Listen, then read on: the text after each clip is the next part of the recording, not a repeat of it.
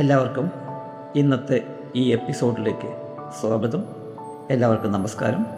ഞാൻ doctor KV Anand. നമ്മുടെ ക്ലിനിക്കുകളിൽ ഇന്ന് ഏറ്റവും കൂടുതൽ ആളുകൾ പങ്കുവയ്ക്കുന്ന ഒരു സങ്കടമുണ്ട്. ഡോക്ടർ, ഞാൻ എത്രയൊക്കെ അഡ്ജസ്റ്റ് ചെയ്തിട്ടും എൻ്റെ പങ്കാളിക്ക് അല്ലെങ്കിൽ എൻ്റെ കൂടെയുള്ള ആൾക്ക് ഞാൻ ചെയ്യുന്നതൊന്നും പോരാ എന്ന എപ്പോഴും പരാതിയാണ്. അതെന്നെ വല്ലാതെ മാനസികമായി തളർത്തുന്നു. പലരും കരുതിയിരിക്കുന്നത് ഇത് വെറും ഒരു ഈഗോ പ്രോബ്ലം ആണ് എന്നാണ്. എന്നാൽ മനസ്സിലാക്കുക, ഇതൊരു ഗുരുതരമായ മാനസികാവസ്ഥയാണ്. നാർസിസ്റ്റിക് അബ്യൂസ് നിങ്ങളെ സ്നേഹം കൊണ്ട് മൂടി പിന്നീട് ഇഞ്ചിഞ്ചായി നിങ്ങളുടെ ആത്മവിശ്വാസം തകർക്കുന്ന ഒരുതരം മാനസിക ക്രൂരത. ഇത് നിങ്ങളുടെ മനസ്സിനെ മാത്രമല്ല, നിങ്ങളുടെ തലച്ചോറിനെയും നാഡീവ്യൂഹത്തെയും എങ്ങനെയാണ് മാറ്റിയെഴുതുന്നത് എന്ന് ശാസ്ത്രീയമായി നമ്മൾ തിരിച്ചറിയണം. അതിനെക്കുറിച്ചാണ് ഇന്ന് ഞാൻ നിങ്ങളോട് സംസാരിക്കുന്നത്. ഇത് മനസ്സിലാക്കുവാൻ ഞാൻ എൻ്റെ അടുത്ത കൗൺസിലിങ്ങിന് വന്ന ഒരു അനുഭവ കഥ പറയാം. ഇതിൻ്റെ പേരുകൾ മാറ്റിയിരിക്കുകയാണ്.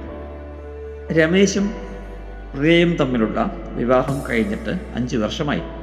തുടക്കത്തിൽ പ്രിയ ലോകത്തിൻ്റെ ഉച്ചിയിൽ ആണ് എന്ന് അവരെ ധരിപ്പിച്ചു വെച്ച ആളാണ് രമേശ്. അത്രയും സ്നേഹമായിരുന്നു. എന്നാൽ പതുക്കെ പതുക്കെ കാര്യങ്ങൾ മാറുന്നു. രമേശ് പ്രിയയെ നിരന്തരം കുറ്റപ്പെടുത്തുവാൻ തുടങ്ങുന്നു. പ്രിയ എന്ത് ചെയ്താലും അതിൽ കുറ്റം കണ്ടുപിടിക്കും. ഇതിൽ ഏറ്റവും ക്രൂരമായ ഭാഗം ഗ്യാസ് ലൈറ്റിംഗ് എന്ന പ്രക്രിയയാണ്. ഒരു ദിവസം രമേശ് പ്രിയയെ മറ്റുള്ളവരുടെ മുന്നിൽ വെച്ച് അപമാനിച്ചു. വീട്ടിലെത്തി പ്രിയ കരഞ്ഞുകൊണ്ട് ഇതിനെക്കുറിച്ച് ചോദിച്ചപ്പോൾ രമേശ് പറഞ്ഞതെന്താണെന്നോ? നീ വെറുതെ ഓരോന്ന് സങ്കല്പിക്കുകയാണ്. എനിക്ക് നിന്നെ അത്രയും ഇഷ്ടമാണ്. നിനക്ക് പണ്ടേ ഇത്തിരി മാനസിക പ്രശ്നമുള്ളതാണ്. ഓർമ്മക്കുറവുമുണ്ട്. ഒരു നല്ല സൈക്കാട്രിസ്റ്റിനെ കാണിക്കുന്നത് നന്നായിരിക്കും. തുടർച്ചയായി ഇങ്ങനെയുള്ള വാക്കുകൾ കേട്ട് കേട്ട പ്രിയ സ്വന്തം ബുദ്ധിയിലും ഓർമ്മയിലും സംശയിക്കുവാൻ തുടങ്ങി. അവൾ ഉള്ളുരുകി തകർന്നു പോയി. ഇതൊരു സാധാരണ വഴക്കല്ല, ഇതാണ് നാർസിസ്റ്റിക് അബ്യൂസ്. നമ്മൾ വിചാരിക്കും ഇത് വെറും വിഷമമാണ് എന്ന്. എന്നാൽ ഒരു സൈക്കോളജിസ്റ്റ് എന്ന നിലയിൽ ഞാനിത് വ്യക്തമാക്കാൻ ആഗ്രഹിക്കുന്നു. ഇത്തരം അബ്യൂസ് അനുഭവിക്കുന്ന ഒരാളുടെ ശരീരത്തിലും തലച്ചോറിലും വ്യക്തമായ മാറ്റങ്ങൾ വരാറുണ്ട്. അമിഗ്ഡല ഹൈപ്പർ ആക്റ്റീവ് ആവുന്നതാണ് ഏറ്റവും പ്രധാനം. നമ്മുടെ തലച്ചോറിലെ അലാറം സിസ്റ്റമാണ് അമിഗ്ഡല. എപ്പോഴും പേടിയും ഭയവുമുള്ള അന്തരീക്ഷത്തിൽ ജീവിക്കുമ്പോൾ ഈ അലാറം എപ്പോഴും പ്രവർത്തിച്ചുകൊണ്ടേയിരിക്കും. അതുകൊണ്ട് ഇവർക്ക് എപ്പോഴും അകാരണമായ ഭയം, കൈകാലുകൾ വിറയ്ക്കൽ, നെഞ്ചിടിപ്പ് എന്നിവ അനുഭവപ്പെട്ടുകൊണ്ടേയിരിക്കും. കോർട്ടിസോൾ ഹോർമോണിൻ്റെ അതിപ്രസരമാണ് രണ്ടാമത്. നിരന്തരമായ സ്ട്രെസ് കാരണം ശരീരത്തിൽ കോർട്ടിസോളിൻ്റെ അളവ് കൂടുന്നു.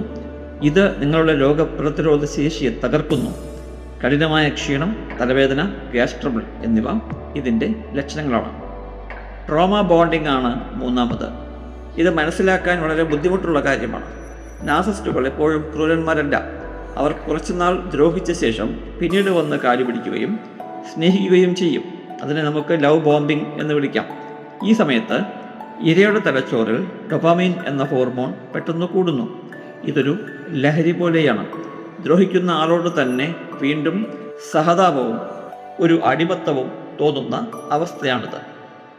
ഇത്തരമൊരു ട്രാപ്പിൽ നിന്നും നമ്മുടെ മനസ്സിനെയും ശരീരത്തിനെയും എങ്ങനെ രക്ഷപ്പെടുത്താം അല്ലെങ്കിൽ എങ്ങനെ തിരിച്ചു പിടിക്കാം എന്നുള്ളതിന് ന്യൂറോ സൈക്കോളജിക്കലായി പ്രൂവ് ചെയ്യപ്പെട്ട എവിഡൻസ് ബേസ്ഡ് ആയിട്ടുള്ള 4 പ്രധാന ഗൈഡ് ലൈൻസ് ഞാൻ നിങ്ങളുടെ സമക്ഷം അവതരിപ്പിക്കുവാൻ ആഗ്രഹിക്കുന്നു. ഇത് ഫോളോ ചെയ്യുക. ഏറ്റവും പ്രധാനപ്പെട്ട ആദ്യ പടി നോ കോൺടാക്റ്റ് റൂൾ എന്നതാണ്. ആദ്യമായി ചെയ്യേണ്ടത് ആ ടോക്സിക് വ്യക്തിയുമായുള്ള എല്ലാ ബന്ധങ്ങളും പൂർണ്ണമായി നിർത്തുക എന്നതാണ്. ഫോൺ കോളുകൾ, മെസ്സേജുകൾ, സോഷ്യൽ മീഡിയ എന്നിവ പൂർണ്ണമായും ബ്ലോക്ക് ചെയ്യുക. ഇനി കുട്ടികളോ ബിസിനസ്സോ കാരണം പൂർണ്ണമായി ഒഴിവാക്കാൻ പറ്റില്ലെങ്കിൽ ഗ്രേ റോക്ക് മെത്തേഡ് എന്ന മെത്തേഡ് ഉപയോഗിക്കാം. അതായത് ഒരു കല്ല് പോലെ യാതൊരു വികാരവും പ്രകടിപ്പിക്കാതെ അതേ അല്ല എന്ന് മാത്രം മറുപടി നൽകി സംഭാഷണം അവസാനിപ്പിക്കുക. അതായത് അവരുമായി നല്ല ഒരു അകലം പാലിക്കുക, ശീലിക്കുക എന്നർത്ഥം. രണ്ടാമത്തെ വഴി നമ്മുടെ നാഡീവ്യൂഹത്തെ റിസെറ്റ് ചെയ്യുക എന്നതാണ്. അതിന് സൊമാറ്റിക് ഹീലിംഗ് എന്ന് വിളിക്കാം. നിങ്ങളുടെ ഉള്ളിലെ പേടിയും സ്ട്രെസ്സും മാറ്റാൻ ദിവസവും 20 മിനിറ്റെങ്കിലും ഡീപ്പ് ബ്രീത്തിങ് എക്സസൈസ് ചെയ്യുക. യോഗ ചെയ്യാം. കഠിനമായ ടെൻഷൻ വരുമ്പോൾ തണുത്ത വെള്ളത്തിൽ മുഖം കഴുകുക. ഇത് നിങ്ങളുടെ വാഗസ് നാഡിയെ ഉത്തേജിപ്പിക്കുകയും ഹൃദയമിടിപ്പ് സാധാരണ നിലയിലാക്കുവാൻ സഹായിക്കുകയും ചെയ്യും. മൂന്നാമത്തെ വഴി കാര്യങ്ങൾ എഴുതി വയ്ക്കുക. റിയാലിറ്റി ടെസ്റ്റിംഗ് എന്ന് പറയാം. ഗ്യാസ് ലൈറ്റിങ്ങിനെ പ്രതിരോധിക്കാൻ അവർ നിങ്ങളെ മാനസികമായി ആശയക്കുഴപ്പത്തിലാക്കാൻ നോക്കുമ്പോൾ പ്രതിരോധിക്കാൻ ഒരു ഡയറി സൂക്ഷിക്കുക. അവർ നിങ്ങളോട് മോശമായി പെരുമാറിയ തീയതിയും സമയവും കൃത്യമായി എഴുതി വയ്ക്കുക. ഇത് പിന്നീട് വായിക്കുമ്പോൾ തെറ്റ് എൻ്റെ ഭാഗത്തല്ല, ഞാൻ മണ്ടത്തരം പറയുകയില്ല, എനിക്ക് സൈക്കാട്രിക് പ്രോബ്ലംസ് ഒന്നുമില്ല എന്ന ഉറപ്പ് നിങ്ങളുടെ മനസ്സിന് ലഭിക്കും. നാലാമത്, ഇതിനെ പലപ്പോഴും ഒറ്റയ്ക്ക് നേരിടാൻ കഴിയാതെ വരും. അങ്ങനെയുള്ള സാഹചര്യങ്ങളിൽ പ്രൊഫഷണൽ ഹെൽപ്പ്, കൗൺസിലിംഗ് സഹായം തേടുന്നത് നന്നായിരിക്കും. പലരും നാണക്കേട് ഓർത്ത് ഇത് പുറത്ത് പറയാറില്ല. എന്നാൽ ഈ അവസ്ഥയിൽ നിന്നും ഒറ്റയ്ക്ക് കരകയറാൻ വളരെ ബുദ്ധിമുട്ടാണ്. ഒരു നല്ല സൈക്കോളജിസ്റ്റിനെയോ കൗൺസിലറിനെയോ കണ്ട് അവരുടെ സഹായം തേടുക. അവർക്ക് നിങ്ങളുടെ ചിന്തകളെ ശരിയായ ദിശയിലേക്ക് നയിക്കുവാൻ സാധിക്കും. ഓർക്കുക, ഈ അവസ്ഥയിൽ നിന്നും പുറത്ത് കടക്കുക എന്നത് ഒരു ദിവസത്തെ കാര്യമല്ല, അതൊരു പ്രക്രിയയാണ്. സ്വയം കുറ്റപ്പെടുത്തുന്നത് നിർത്തുക. നിങ്ങൾക്ക് നിങ്ങളുടെ ജീവിതം തിരിച്ചു പിടിക്കുവാൻ സാധിക്കും.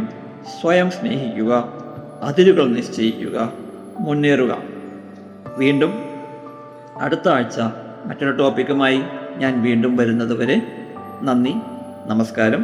നിങ്ങൾക്ക് ഈ പോഡ്കാസ്റ്റ് ഇഷ്ടപ്പെട്ടുവെങ്കിൽ ചാനൽ സബ്സ്ക്രൈബ് ചെയ്യുവാനും ലൈക്ക് ചെയ്യുവാനും സംശയങ്ങൾ കമൻറ്റിലൂടെ എന്നെ അറിയിക്കുവാനും മറക്കാതിരിക്കുക. എല്ലാവർക്കും നന്ദി, നമസ്കാരം.